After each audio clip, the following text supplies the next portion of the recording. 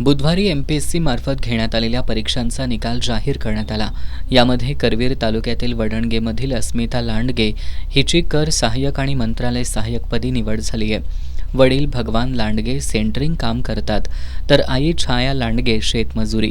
अस्मितानं मोठ्या जिद्दीनं मिळवलेलं यश आईवडिलांच्या कष्टाचं चीज करणारं ठरलंय। लेकीच्या या यशानं आईवडिलांच्या आनंदाला पारावार उरलेला नाही। रडायचं माहितीच आपल्याला होणार आहे ते मग काय रडू नको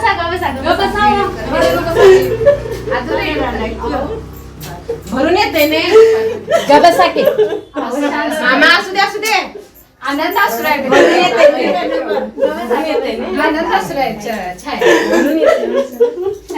अस्मितानं गावातल्याच शाळांमध्ये आपलं प्राथमिक आणि माध्यमिक शिक्षण पूर्ण केलंय।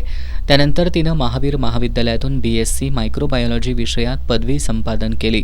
अस्मितानं पदवीचं शिक्षण घेत असतानाच आपल्याला स्पर्धा परीक्षा द्यायची आणि अधिकारी व्हायचं हे स्वप्न उराशी बाळगून तिनं स्पर्धा परीक्षांच्या तयारीला सुरुवात केली।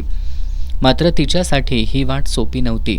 रोजचा गाडी खर्च सुद्धा कुटुंबासाठी डोंगरा एवढा, तर खाजगी क्लास आणि अभ्यासिकेचा खर्च दूरच। ती भास्करराव जाधव वाचनालयात अभ्यास करायची। अस्मिताला अनेकदा यशानं हुलकावणी दिली, पण तिनं जिद्द सोडली नाही। मी स्टडी चालू केला त्यावेळी जी कोणती पद मिळेल ते मला घ्यायचं होतं, कारण मला लवकरात लवकर नोकरी करायची होती। माझ्या कुटुंबासाठी ते गरजेचं होतं, त्यामुळे मी येईल त्या एक्झाम देत राहिले। सरळ सेवा असेल, तलाठी असेल, कोणत्या पण देत होते, पण मला अपयश येत होतं थोड्या मार्कांनी। त्याच्यानंतर मी जिल्हा न्यायालयाची एक्झाम दिली, त्याच्यामध्ये मी लास्ट स्टेपपर्यंत पोहोचले आणि अगदीच होणार असं होतं, पण लास्ट लिस्टमध्ये माझं नावच आलं नाही अंतिम यादीत। त्यावेळी मी खचले। मला वाटलं की इतकं प्रयत्न करूनही अगदी लास्ट मोमेंटला बाहेर पडले, मग खरंच आपलं होईल का नाही अशी त्यावेळी थोडी भीती वाटली होती। पण घरातल्यांनी पण सपोर्ट केला आणि मला माहिती होतं की आपल्याला अभ्यासाची आवड आहे, होऊ शकते। याच अपयशाच्या बोचऱ्या काट्यांना आज तिनं तिच्या प्रयत्नाच्या पराकाष्ठेनं फुलात रूपांतरित केलंय। मागील 3 वर्षात सकाळी 7:30 ते रात्री 8:30 या अभ्यासाच्या वेळेत तिनं कधीही खंड पडू दिला नाही। या सगळ्यात 1 मिनिट ही कधीही टाइमपास केला नाही। मी प्रॉपर प्लॅनिंगनं स्टडी करत होते। माझ्या अभ्यासात सर्वात महत्त्वाचं म्हणजे सातत्य होतं। मी कधीच सुट्टी घेतली नव्हती, रविवारसुद्धा कधीच नाही, किंवा इतर सणवार जरी असले तरीसुद्धा मी कधीच थांबले नव्हते घरी। सातत्य ही एकच गोष्ट मला आज यशाच्या शिखरावर घेऊन गेली आहे। मी कधीही रात्री जागून वगैरे असा कधीच अभ्यास केला नाही। जे टायमिंग ठरलेलं होतं शेड्यूल, त्या शेड्यूलमध्ये मी दिवसभर पूर्ण वेळ अभ्यास करत होते आणि रात्रीची पूर्ण झोप घेत होते, त्यामुळे दिवसभर माझा अभ्यास अगदी चांगला कॉन्सन्ट्रेशनने व्हायचा। अभ्यासाच्या वेळेत मी म्हणजे 1 मिनिट पण टाईमपास करत नव्हते। अस्मिताच्या या संघर्षात तिचे आईवडील हिमालयासारखे तिच्या पाठीशी उभे राहिले।